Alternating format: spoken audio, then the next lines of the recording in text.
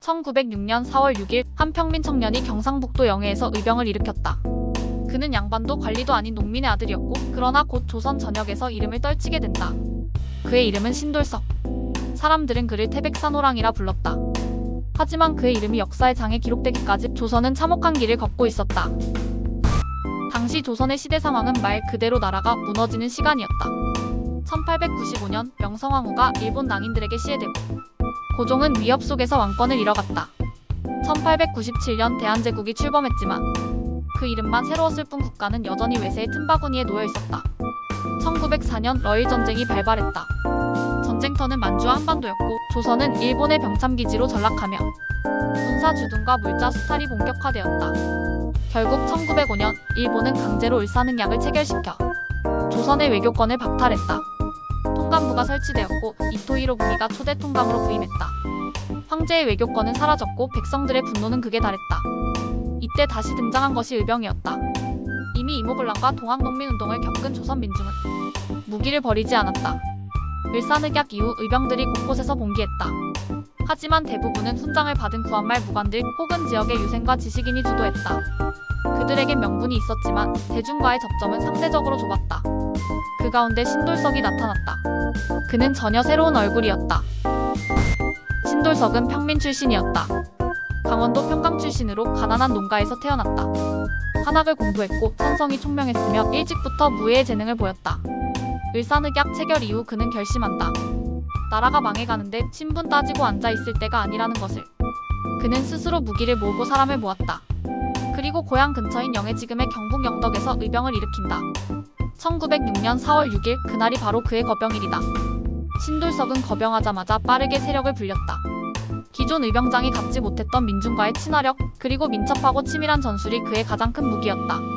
그는 양양, 삼척, 울진, 영덕 등 동해안 일대의 깊은 산악 지형을 활용해 소규모 병력을 이끌고 일본군을 기습했다.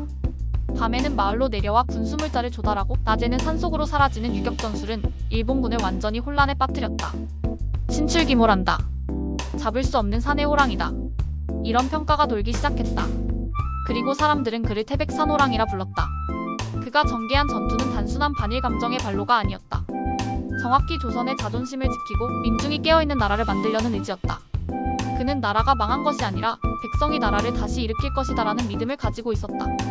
그가 승리한 전투는 수십 회에 달했고 일본군은 거듭 증원 부대를 투입했지만 그를 포위하거나 사로잡는 데 실패했다. 그러나 신돌석의 전성기는 길지 않았다.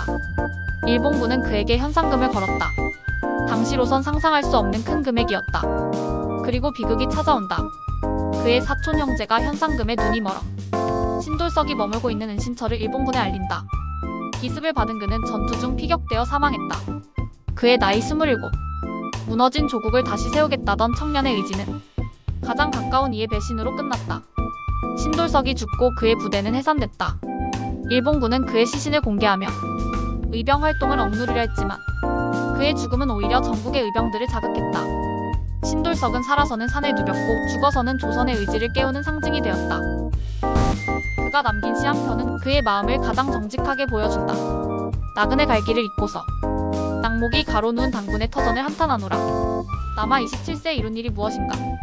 조선이라는 나라 그 민족의 터전이 사라져가는 모습을 낙엽진 나무처럼 가로누워 한탄하는 청년. 그 청년은 결국 목숨을 바쳐 나라가 가야 할 길을 다시 묻고 있었다. 신돌석은 기록보다 기억으로 더 강하게 남아있는 인물이다. 그는 출세를 하지 않았고 관직을 받지 않았으며 그저 백성의 삶을 살다가 나라가 무너지자 총을 들었다. 그가 보여준 평민의 의병은 뒤이어 나타날 수많은 민중항쟁과 항일운동의 시작이자 상징이 되었다. 신분과 계층을 넘고 정치나 권력을 떠나 나라와 정의를 위해 들불처럼 일어났던 그 이름. 신돌석은 조용히 거병했지만 그가 남긴 메아리는 지금도 태백산 바람 속에서 사라지지 않는다.